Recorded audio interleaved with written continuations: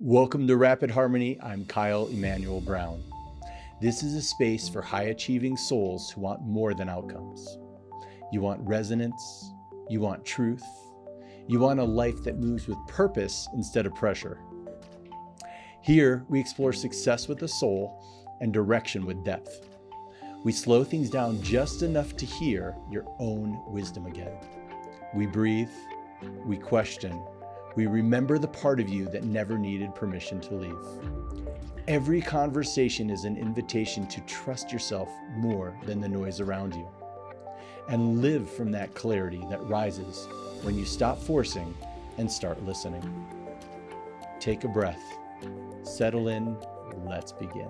All right. So what if anxiety, burnout, brain fog, even the disconnection people call a mindset problem is actually a sleep problem? What do you think about that? What I think about that is the answer is yes, it is a sleep problem. All of those things are related to sleep. And we really need to unpack all of those individually to really understand how sleep impacts them all. But from a brain fog standpoint, this is something that honestly I've even experienced as myself. Yeah. And whenever we're not sleeping well, however we want to define that, the problem with the brain fog is our brain, when we're sleeping, is producing fluid that is eliminating metabolic waste while we sleep. So if we're not sleeping properly, the metabolic waste cannot be eliminated. And now we've associated that directly with Alzheimer's disease and dementia. So the brain fog that we're experiencing is directly related to the sleep issue. Anxiety, nervous system dysregulation, directly related to sleep. So if we're not sleeping properly, we are not able to get into a parasympathetic state, which is our rest and relaxation state, which is what we need to be in when we're sleeping. So if we're not sleeping well, we have a higher propensity to wake up into a sympathetic state that causes anxiety, stress, et cetera, and that can precipitate throughout the day. So what we see, like if we measure, a lot of people love wearables, right? So I don't wear one personally, but millions and millions of Americans do. One of the things that wearables monitor pretty accurately is our heart rate variability. So we will see great variation in heart rate variability, and the heart rate variability score will be lower if you're actually not sleeping well and as a result of nervous system dysregulation. So all of these things are actually connected. Well, I think one of the things that I'd heard was that there's a really big importance, kind of like driving on the steering wheel. 10 and 2 are the two places to keep your hands, and those hours of 10 and 2 are the most prime real estate. Is that something that you've seen in sleep studies and dumping that waste that you were mentioning? I mean, I think for me, when we look at this, I look at health in 3 different categories, right? There's exercise, there's eating well, diet, and then there's sleep. And sleep, unfortunately, is the one that typically gets, put on the sideline, like, oh, we can catch up on sleep later. So, but you can exercise as much as you want, eat as well as you want. But if you're not sleeping properly, your health is going to chronically decline. So yes, to answer your question, the whole steering wheel analogy, 10 to 2, totally. Like what is happening during that window is very important. And it's not just 10 to 2. For example, like it's not how much time you actually spend in bed. We always get caught up on this question, how much sleep do people need? How much sleep do my kids need? How much sleep do I need as an adult? How much sleep do our teenagers need? Right. But what we really need to focus on is what is happening while we're sleeping that is actually prompting or promoting healthy sleep. That is a very important thing for us to look at. And so we really unpack that and break that down. There's a lot of different things that people just aren't aware of that are important. So when we circle back to the metabolic waste and cleaning and brain fog, that specific mechanism really happens when we're in deep sleep. We call that slow wave sleep. So if you're not getting into deep sleep, then that whole metabolic waste removal process gets diminished. So what can happen, a lot of times what we're seeing in patients and in individuals is we're getting really light stages of sleep. And that's for a myriad of reasons. We can dive into why that is the case. Right. But in theory, we want to be cycling through our sleep stages in a very consistent manner. And on average, we cycle through about every 90 minutes. So we go through stages. Stage 1 is your lightest stage of sleep. Stage 2 is the most prominent. Stage 3 and 4, which are now been combined into slow wave sleep, they call them N3. That's your deep sleep. And then you go into REM sleep when you're dreaming. All of those stages cycle throughout the entire night, about every 90 minutes. However, the duration that you spend in each one of those changes throughout the evening. So in the first half of the night, you spend more time in your deep sleep, your slow wave sleep. Right. And in the latter half of the night, you spend more time in REM sleep when you're dreaming. So now, metabolic waste removal, all that stuff happens in the first half of the night. Dreaming, memory consolidation, neural kind of like repair, all happens in the latter half of the night. And so it's really important that we look at the full picture of what's happening with sleep to understand how that could be impacting someone's health and well-being. So I'll start with first, it sounds like us bodybuilders of the 90s had it right with our t-shirts that said eat, sleep, train. Yes. You guys were So well ahead of the curve. We were way before the biohacker Totally. days. So we crushed it there. And then are you referring to, is it in that phase 3, is that delta sleep? Yes. Where you're just completely dead to the world? Yes. Is that where most of the metabolic waste is dumping out? Yes, exactly. Okay, cool. Yeah. So that's very important. So when we have certain things such, let's just say we take, we're drinking caffeine a lot throughout the day. Most people in the United States are addicted to caffeine. It's a very addictive drug. People don't think of it as a drug, but caffeine is a drug. So when we're drinking caffeine throughout the entire day, that actually stays in our system throughout the evening. The half-life of caffeine can be about 8 hours. So, but you'll hear people, we hear this all the time. It's like, well, I can drink caffeine at, coffee at 6 o'clock and I have no problem falling asleep. If that is the case, that individual's propensity and need for sleep is so high that their sleep debt need is overriding their body's actual caffeine stimulation.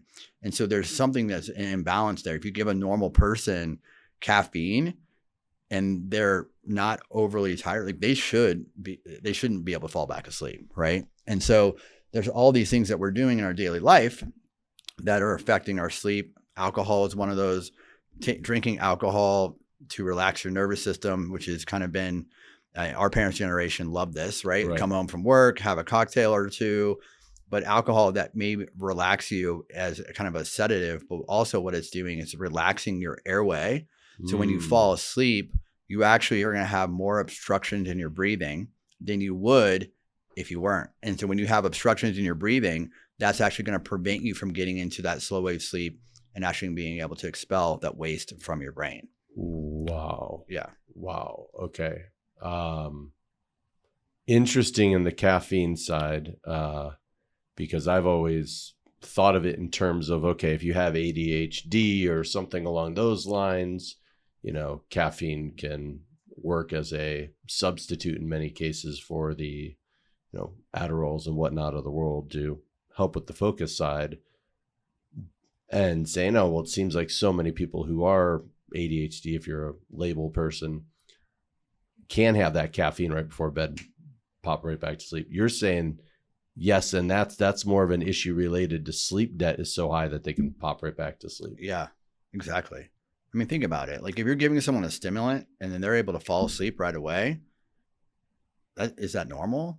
Shouldn't be. It shouldn't be normal, right? No. So you have to ask the question is, wow, how am I able to take a stimulant and then be able to fall right asleep? Like it's just not, there's something not right there. Like that means your body's completely, talking about nervous system, right, is completely jacked up. And the sleep debt can be not just, it sounds, another place where you and I really align is it sounds like this is a quality over quantity issue. Yes. Where somebody could be like, yeah, well, my Oura ring says I'm getting 7.5 hours of sleep every night. Or I know I'm going to bed at, 10 and I'm waking up at 6. So I'm getting my 8 hours, but they're still having that issue. That's poor quality sleep. I mean, I would take quality sleep over quantity any day. And so that's the most important piece. And so for me, I want to be careful with this, but I would rather be sleeping 6.5 hours a night, real solid quality sleep, than spending 9 hours in bed with fragmented sleep, sleep disruption, microarousals in my brain, not able to cycle through my sleep stages. The consequences of that are actually worse than if you just had a shorter duration with a more solid sleep architecture. So when we see people all the time, and then it goes to the extreme, right? You have people are like, I could sleep for 10 hours. I could sleep for 11 hours. I could sleep for 12 hours. If your body is telling you that you need to sleep that much, we have to ask the question, why? Because you shouldn't need to sleep 10 to 12 hours. That is your body trying to heal and repair itself from massive deficits that it's unable to do. Like, your sleep is a healing mechanism. So not only are we expelling waste from the brain, we are repairing our body from everything that has happened throughout the day. Like, think about this. Like, here's a really good analogy. As humans, we go about our day, we produce trash, right? We're drinking things, we're buying coffee, we have all these things, we have all this trash. And like, New York City is a really good point. And then all of a sudden, all the trash gets put on the street, right? And then people come and they pick up the trash, and in the morning, all the trash is gone. So sleep is no different. What we are doing is we are producing waste products and stress throughout the day by being in a sympathetic response, by just the nature of our society. But then if we can't get into the parasympathetic, that rest and relaxation phase, then we can't repair our bodily systems. And that's the pattern that people get in. And sometimes this pattern can start as early as childhood. And it's chronic summation of issues that go all the way into adulthood. I love that. And I definitely want to get into how that applies to the high achiever who's, listening at home, as well as the parents who sometimes their sleep schedules are based on their kids, not on themselves. But first, if you're sitting at home and you're listening, you're going like, man, this guy sounds like he's an expert in this stuff. Well, the answer is yes. So today's guest is Adam Wertz. He's the founder and CEO of Rebis Health. He's a sleep innovator who has helped reimagine health by asking a radical question, which, we're diving into today, which is, what if sleep isn't a symptom category, but the foundation beneath everything? And so his work is going to bridge science, systems thinking, airway medicine, and deep human healing. And you're going to see this thing goes way beyond sleep. It's a comprehensive program, and you walk the talk. You've got 3 kids, entrepreneur running a fast scaling business, and you still are finding ways to make it work in your life. Yes, I'm doing my best. And I'm happy to share some of the things that I do. Yeah. And it's really important because, to your point, like, as a business leader, as a CEO, as a founder, all of us are operating at a really high level. Right. And what I've seen is, we will do all the things. We will exercise, we'll eat well.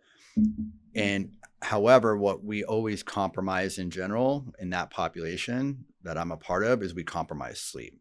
Right. And so eventually what starts to happen is the body will break down, whether physically, mentally, your health will start to deteriorate. So it's really important that as CEOs, founders, really high performers, entrepreneurs, that we understand how to obtain this balance to be able to regulate our nervous system. The nervous system is not meant to be on overdrive 24 hours a day. Not healthy. Well, for me, this one hits home like a gut punch. That I've made a top priority is the elevation and shifting here, because I was that high performer working 80 to 110 hours a week for like 15, 20 years. I was 5% body fat for the most part over a 20-year period, only eating organics, living perfectly healthy. And then bam, out of nowhere, I get code sepsis called with double pneumonia, and I'm darn near dead. And the one facet there that I had neglected was that sleep. I was getting up at 3 a.m. for a virtual 3:30 a.m. fitness client. And then I was pushing hard at the night and going, sometimes 10, sometimes 11, sometimes 12. And so I would function on maybe 4 hours on the average, and sometimes 6. And it was a total neglect factor where I lost that foundation. And I said, oh, I can still get away with it and overcompensate for it because everything else is a 9, 10 out of 10. Right. But you almost killed yourself. That's right. I mean, like literally. And you'll see this a lot of times, especially, from a health standpoint, but also from a mental standpoint, right? A lot of entrepreneurs will work really hard. They'll compromise their sleep, and they're working for recognition, right? And a lot of this comes down to like childhood trauma, not being recognized. Right. Like all of us have some of that. But then what happens is you sell your company, you have a big exit, and then you're like, oh my God, I'm depressed. I want to kill myself. I don't have, it's like the mental instability is so great. that's right. And so it's not only the health, the physical health and the chronic illness, but it's also on the mental side as well. Yeah, I think there's this incredible talk about drugs. If you look at the dose, the dopamine, oxytocin, serotonin, and the endorphins that are coming in through our system, we get high on our own supply as these entrepreneurs all the time. So Yes. that go is constantly giving you hits, and that fight or flight is just as addictive. Where you're like, I'm taking over the world, I'm going to build this, I'm going to do this, and then everyone's praising it. That's the worst problem. Oh, I know. You don't see people praising a cigarette addiction anymore. Right. It went from socially required to socially acceptable to socially frowned upon, and now it's like, what the hell are you doing smoking? You're killing yourself.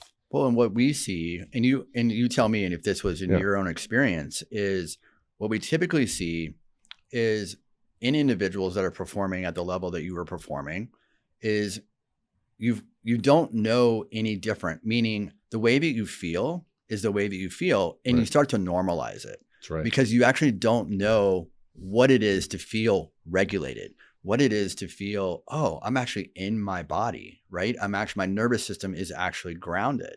Now, I know you've done a lot of work in this area, but I would imagine that if you really think back on, wow, this is how I was feeling, my nervous system was feeling then compared to how you are now, those are two totally different polar opposites. Night and day, like I'm a different person. Yeah.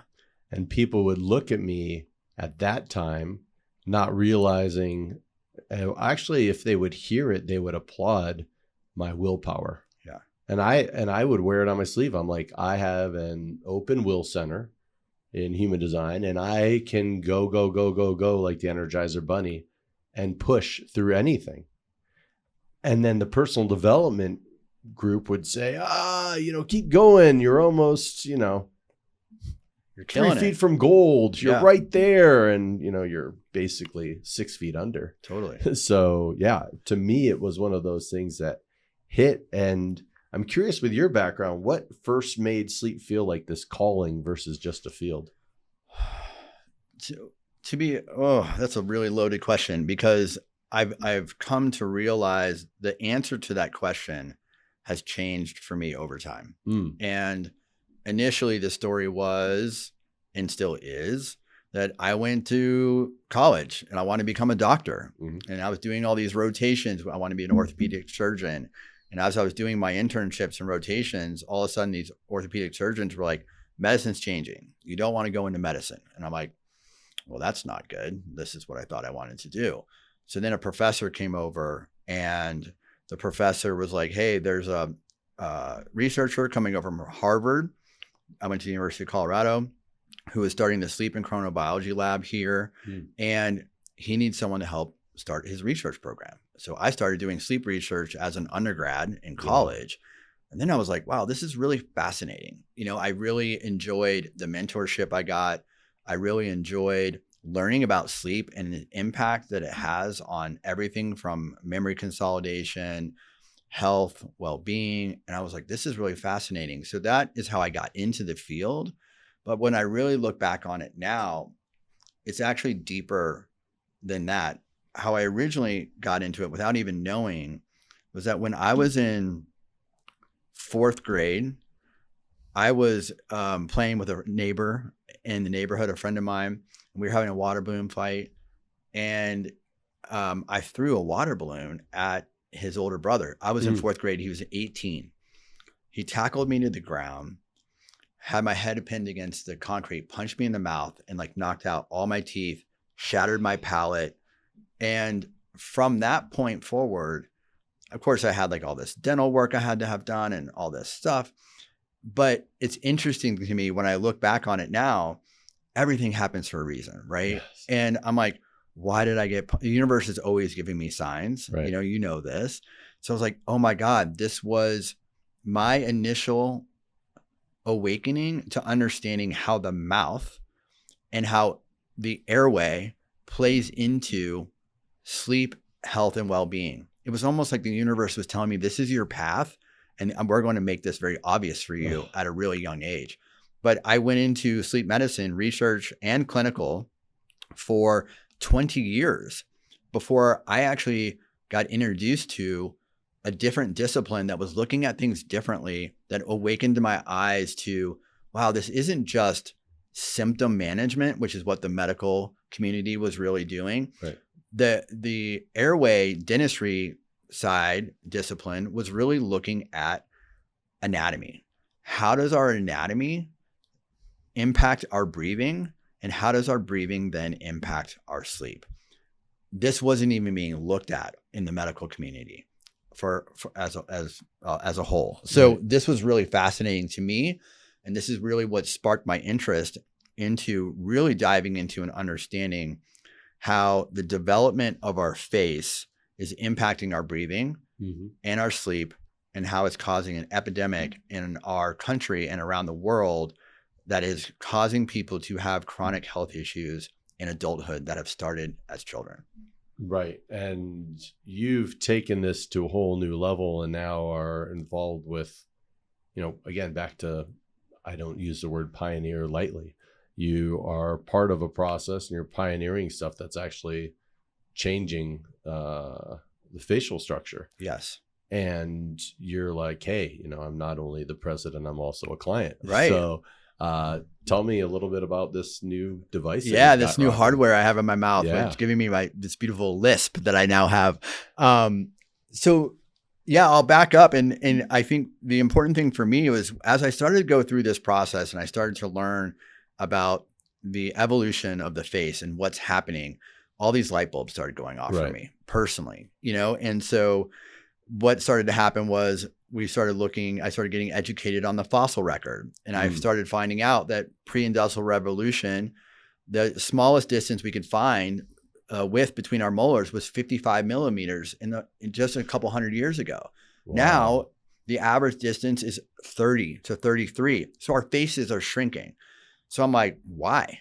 Why are our faces shrinking? And then all of a sudden, what happened come industrial revolution? We're cooking food. We have soft foods. All of a sudden we start introducing baby food. So babies are no longer chewing. They're just, Gerber baby food. Right. And then all of a sudden women are starting now to go back to work and the pressure on them. So they're not breastfeeding as long. But then we're no longer giving tongue ties and looking at the tongue coming to the roof of the mouth.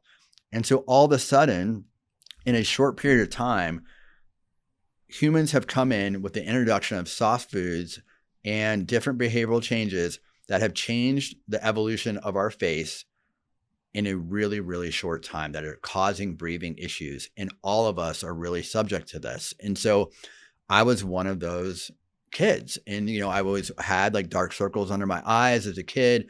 I remember going to school. Teachers would be like, man, do your parents beat you? Like, why do you have these dark circles? But I was sleeping the right duration, but I wasn't getting restful sleep and I wasn't clearing everything. So as a young child, I was having these issues. And so what was happening with me is all this oxidative stress, metabolic waste, all this stuff was building up in my brain, but no one really knew. And what the dentists were doing as a result of my trauma that I had when I got punched in the mouth is like, okay, we're going to pull teeth out and we're going to make room for your other teeth, and give you a pretty smile with braces. And then we're not going to worry about it. So what the dental community has been doing for a really long time, because they didn't know why there was no more room for teeth in the mouth, that our teeth are relatively the same size. Right. Right. And so they started like, well, we want everyone to have pretty smiles. So we're going to start pulling molars, and then we're going to make room, and we're going to give everybody a really pretty smile. But no one was focusing on why is our face getting smaller until recently. So for me, all the light bulbs started going off. I'm like, oh my God, I'm one of these kids. I'm one of these adults. And it hasn't been until recently that we've been able to figure out that this pattern has been occurring through science and data. But now we also understand, wow, we can actually reverse this. We can actually come in and we can implant a appliance into your mouth, and we can expand your palate out. And by expanding your palate out, we give you the ability for the first time, in my case, first time in my life, to be able to breathe through my nose and be able to breathe through my nose, keep my mouth closed, and eliminate sleep apnea from my case. And so I was we had 5 individuals that came in last week. So I'm 5 days post procedure right now. Oh, okay. So I'm only 5 days in. Almost 5 days in. And I was one of the first ones. I was like, if I'm going to have patients of ours go through this, I'm going through this as well. I'm going to put myself in their shoes. I'm going to go through this experience. I want to feel better. And I want to be here to spend time physically with my kids, with my family. I want to be present. And when you have brain fog and you're exhausted all the time and you're working really hard and then you come home and you're exhausted, it's not a good feeling, you know? And I don't want to feel that way. And there's millions of people out there who don't want to feel that way either. So it's called a MARPE procedure, MARPE. And what we do is in adults, we go in and it's like a palatal expander that screws into the roof of your mouth. And what we're able to do is take your palate and we just expand it out. And so the palatal suture that's in the middle will start to separate. We widen the face, and all of a sudden the bone grows back in to solidify that. And by widening the face, your palate, which is now tinted as a result of this, starts to widen, allowing room for your tongue to get to the roof of your mouth, and then opens up your nasal airway.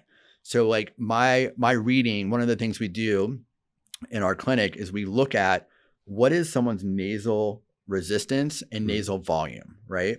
And we have a graph that shows, well, where are you at compared to where you should be?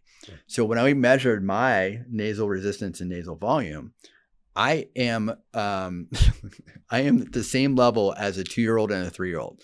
So my nasal volume is 4 and 5 cubic centimeters respectively on each side. I should be at like anywhere between like 9 and 12. Oh. And but going back to what I mentioned before, I didn't know any better. I felt that the way that I breathe through my nose is normal because I've been doing this my entire life. I cannot wait to see what it feels like to be able to, for the first time in my life, be able to breathe and be able to have fully restful sleep. So I am now a patient and a participant in this initial cohort. And honestly, I couldn't be more excited.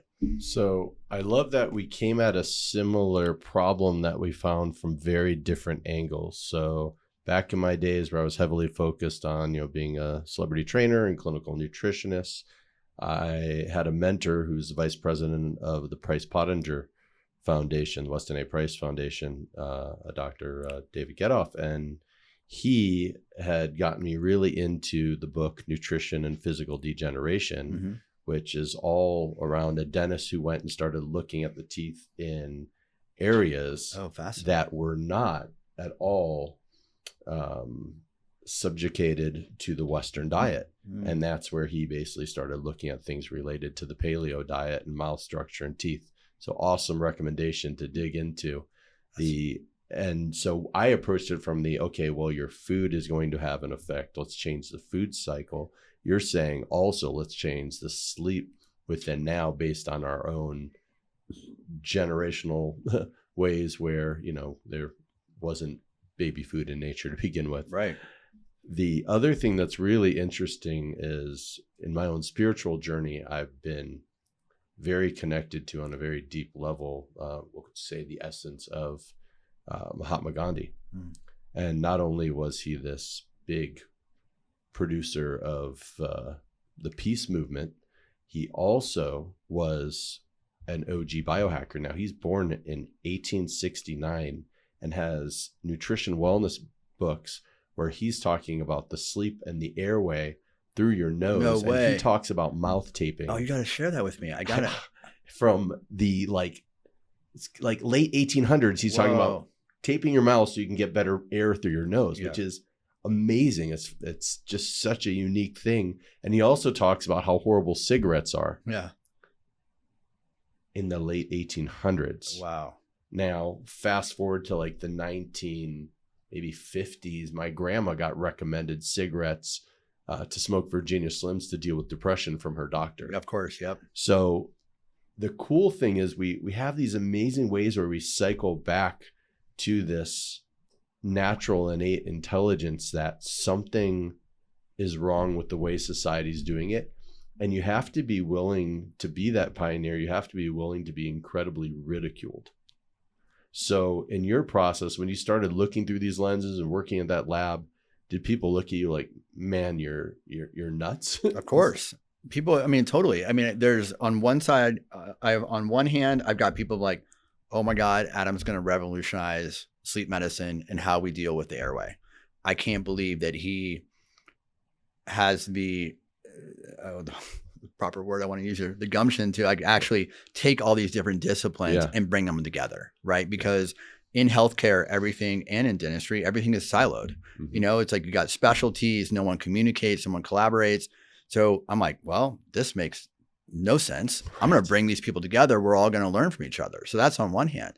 And they're like, wow, go Adam, go get it. Right. Yeah. And on the other hand, even within my own organization, people are like, what are we doing? Like, what those guys are talking about, that's BS. Like, it doesn't even make sense because they're so ingrained in their training and their conditioning from the medical community that they're not even willing to open up and see what the other side has to say. And when that happens, that polarization happens, that's when people can't learn from each other, right? And so really it's about collaboration. And what I always say is, in order for us to grow, the first thing we have to do is recognize that we don't know what we don't know.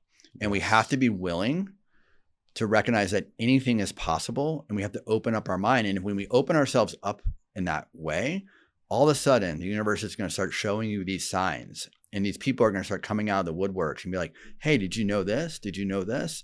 So it's been a process, even within our own organization, to be able to educate and train our medical providers on what the dental side knows, and even on the functional medicine, like what they know. And so how do you bring all these people together? And so it is a very interesting experiment that we're going through. That being said, I'm one, and the reason why I guess maybe I'm the right person for the job is like, I just don't care. I don't care about the criticism. I don't care what people say. When I know in my gut that it's the right thing to do, I'm going to go do it. And that's just the reality. I am here to heal people. That's why I've been put on this earth. That's why I got my teeth knocked out when I was in 4th grade. I am here to take my learnings and provide an environment and a pathway for other humans to feel better. And if that means that I have to ruffle some feathers, then I'm going to ruffle some feathers. I love that. And to me, that is an embodied total self-trust. When you know and you're in alignment with your vision, you can then, figure out anyhow. And to me, so much of alignment with vision is to realize that you may have the vision and the knowingness of where you need to focus your energy and your enthusiasm, but not the step-by-step pathway because it's terrain that hasn't been walked before. Right. And what's so interesting is how, I'm going to call it the religion of science. Mm-hmm. The religion of science is, we've already figured everything out. And if I can't find it in PubMed right now, it doesn't exist. Right. And I say, that's fantastic. If we took that approach right now, we'd still be in a horse and buggy, not pissed off that we're 12 minutes delayed on a flight between, LA and London. Yes. That's direct, by the way. Yes. So I scoff at those who are science without the expansion of consciousness, who, you know, a scientific know-it-all that made it their religious doctrine because of their fear of uncertainty. And that's, you know, like, what if my ego gets bashed, my uncertainty? And I've pushed it to the level of just the expansion of consciousness through also other mediums like ancient wisdom and also the psychedelic space. And so I'm curious, you know, part of what you've gotten into does touch on some of that ancient wisdom of Ayurveda. Mm-hmm. And part of it also tucks into that ancient wisdom and modern expansion into psychedelia. So how have you seen either one of those things affect sleep quality, sleep expansion, nervous system regulation, and especially being out here in Colorado? It's interesting question. And I'm trying to think of how I really want to tackle that.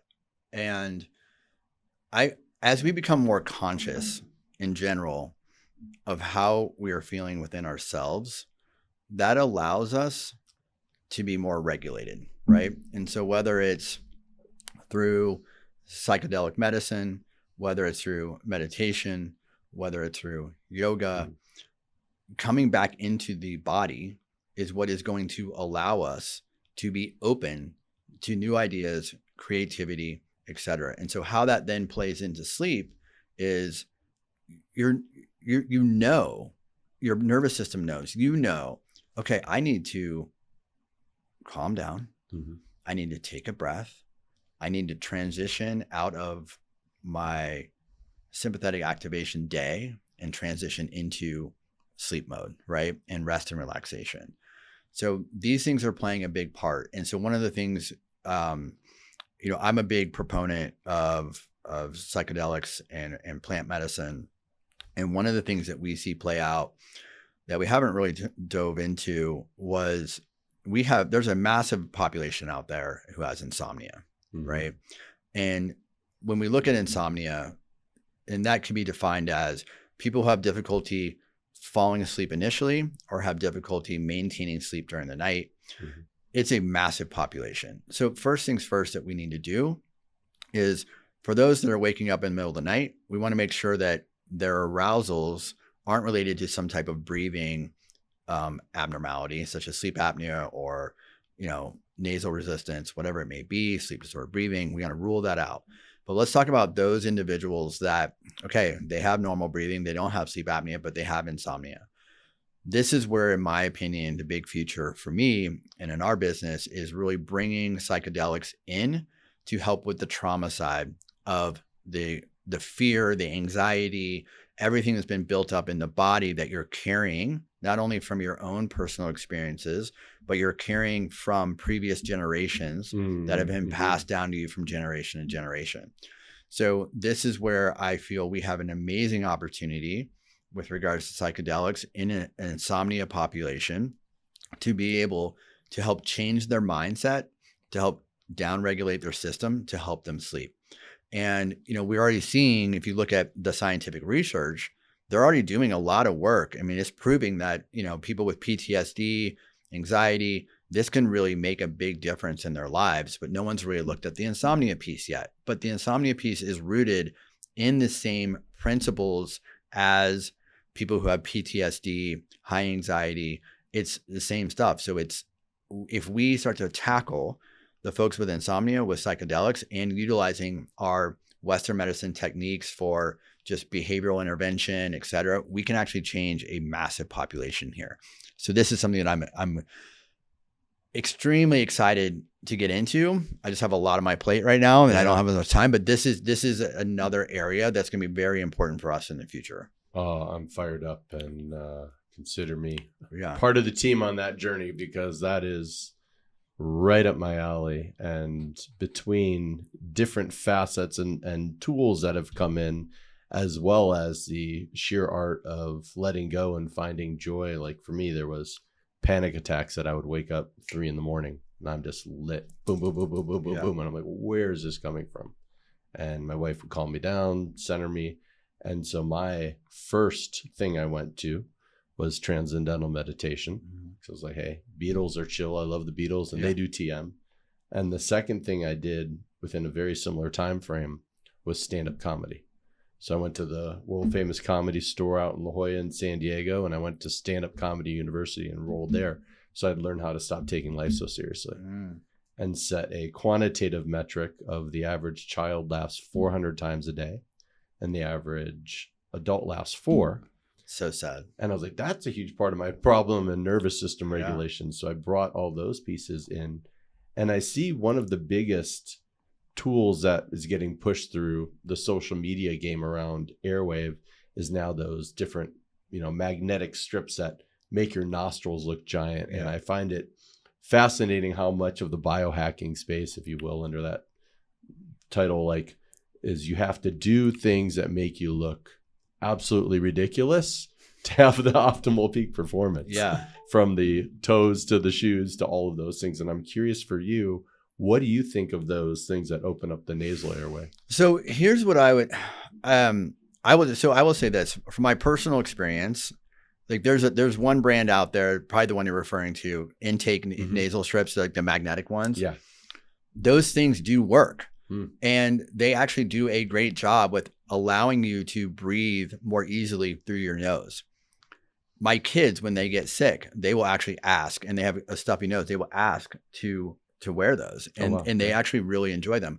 However, again, we have to ask the question, why do you need these, right? And just because you are wearing a nasal strip does not mean that that is going to solve the root cause problem of what is causing you to have the inability to breathe through your nose in the first place. So I think a lot of times we want to, as a society, get a quick fix, whether it's a nasal strip, a pill, because it's easy and we're willing to pay for these things. But if you add up how much you're paying for all these biohacking symptom management stuff, it adds up really quick. If you actually just went and said, well, what if I actually just looked at what is my nasal volume? What is the nasal resistance in my nose? Oh, can I fix that? Then you can go and you can fix that issue and not need any of that stuff for the rest of your life. So is there a place for it? Yes. Is it going to solve the issue and the root cause? No.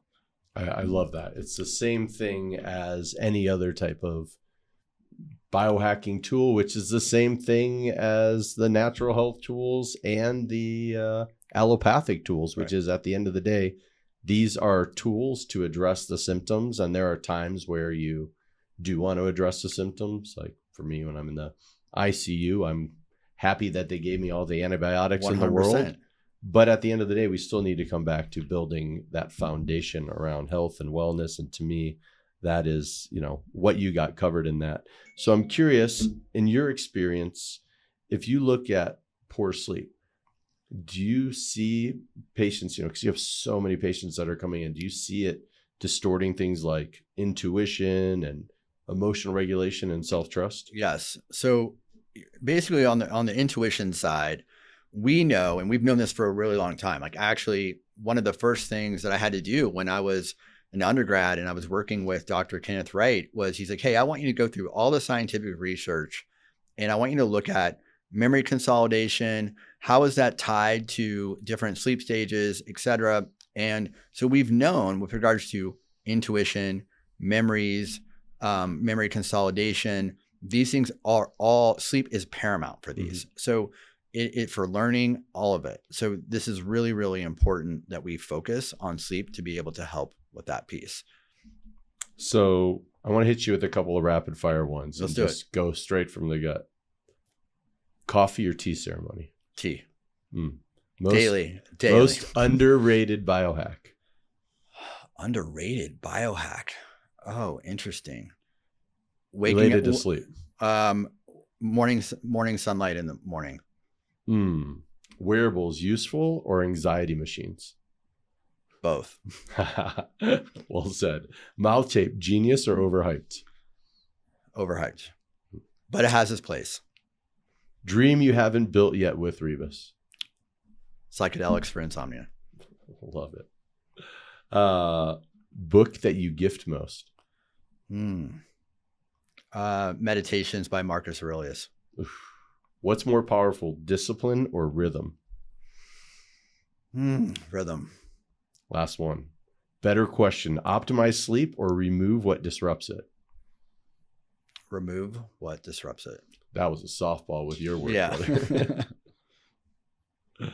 So I want to get to the point of letting you ask me, what is one question on any topic, could be related to this, could be separate, that you'd want to ask me?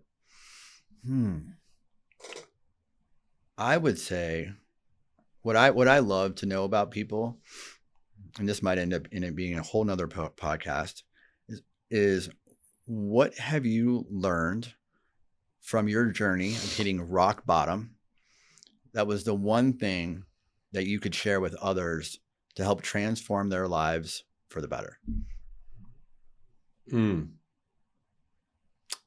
I can slogan it for time's sake right now, but my brother, who I felt like really, it was interesting. He was my childhood hero. He's 8 years older than me. My oldest brother, there's 4 of us. And one day he was sitting here and he's like, hey, I got you a t-shirt that really, exemplifies the work that you do now. And I was like, cool, interesting. You know me as Kyle, the celebrity trainer, and you know me as Kyle, the ESPN host, but like, do you really even get this Kyle now? I don't know. And he hands me the shirt and it says, relax, nothing is under control. I was like, bingo, you nailed it. You understand very much what I do now. Yeah. Which is, I help people get out of their head and into their heart. Yeah. And for me, that was the way I got out of my rock bottom. And I can visualize my rock bottom moment down to a T. And if I think of who I was at that time, almost feels like a different spirit has walked into this physical body. And so much of that is just, a lot of people are thinking, well, think, speak, act. And to me, it's align, think, speak, act. Mm-hmm.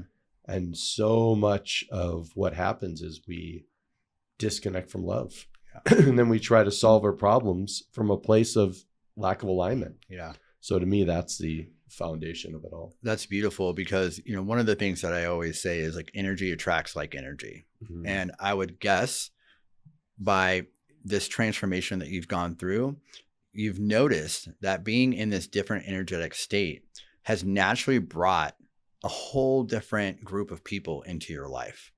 And I think that's one of the things that I would love for people to understand, is that as we change who we are and we move into a more regulated nervous system state, operating from the heart space, all of a sudden, the people that you have looked up to, that you've loved to talk to, they're going to start coming out of the woodworks to talk to you, because it's an energetic alignment.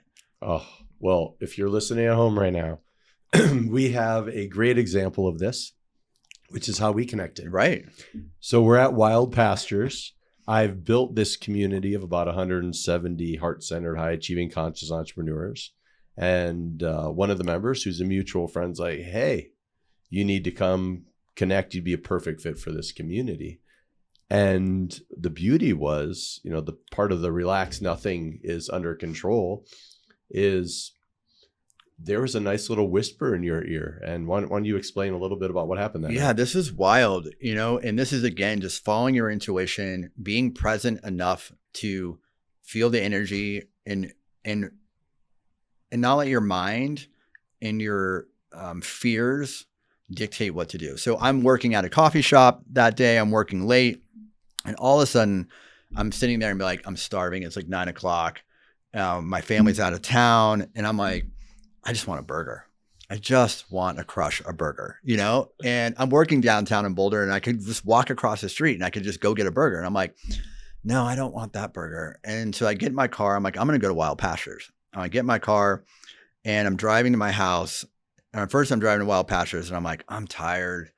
I don't want to go. I'm like, I don't want to be there. And so I pass it. I get all the way to my house and I'm pulling into the neighborhood. And all of a sudden I'm like, no, I have to go there. I need to turn around and go eat a burger. Like, I don't know why I'm being called to go there, but I'm like, I turn around, I go back, and I walk in the door, and there's Dimitri, and Dimitri's like, hey, Adam, do you remember me? And we had met like 6 months before. He's like, we have this whole entrepreneur group happening tonight. You should just sit down and have dinner with us. And that's how the whole thing happened. But the beauty of it is this, yes, following your intuition, not letting your mind like override your gut instinct. But it's also the beauty of it is if I probably would have went when I initially said I was going to go, I probably would have been done eating by the time you guys were rolling in, right? And I probably we would have just missed each other in passing and would be like, hey, nice to meet you. I'm going home. Like I already ate kind of deal.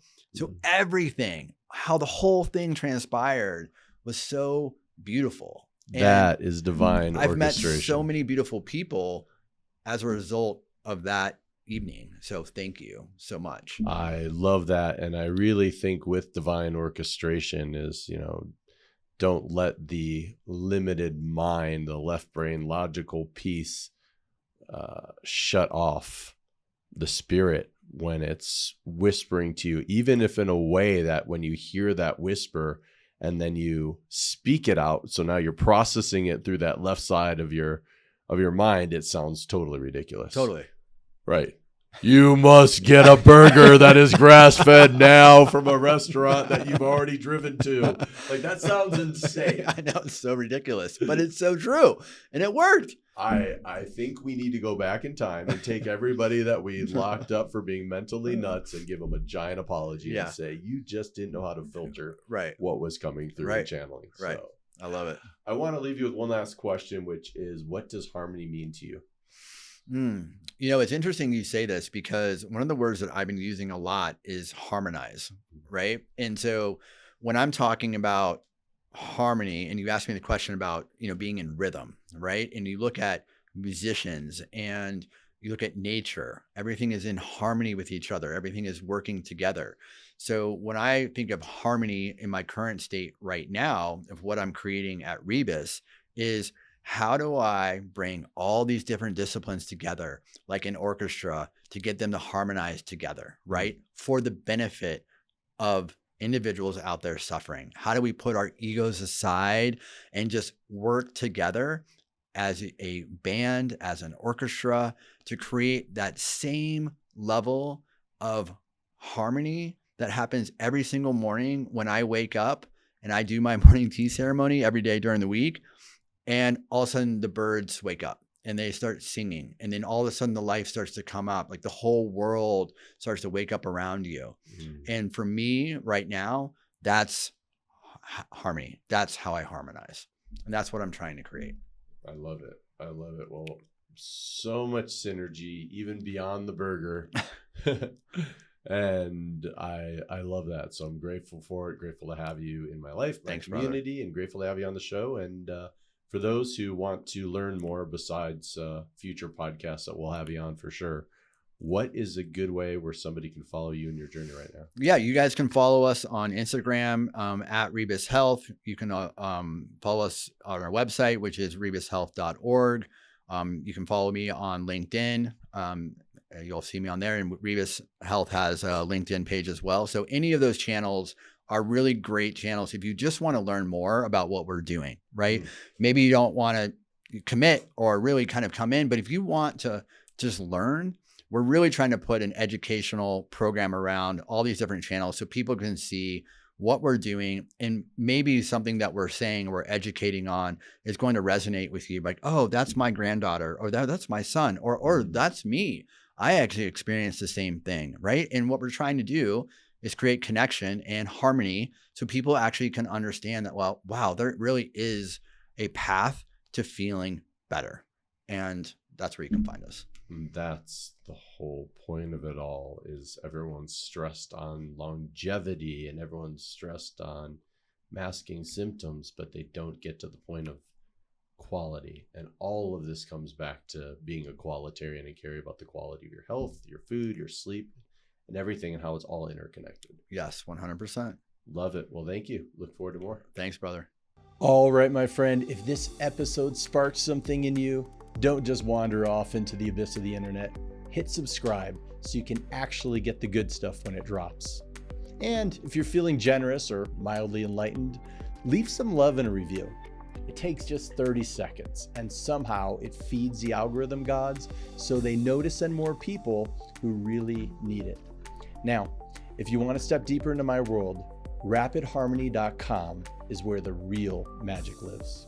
Coaching, community, rituals, and a few surprises that are way better than just scrolling around another motivational reel and not doing anything about it. Thank you for listening. Thank you for being you. And remember, your inner harmony isn't hiding. It's just waiting for you to pay attention. I'll see you on the next episode. Now go subscribe before you forget.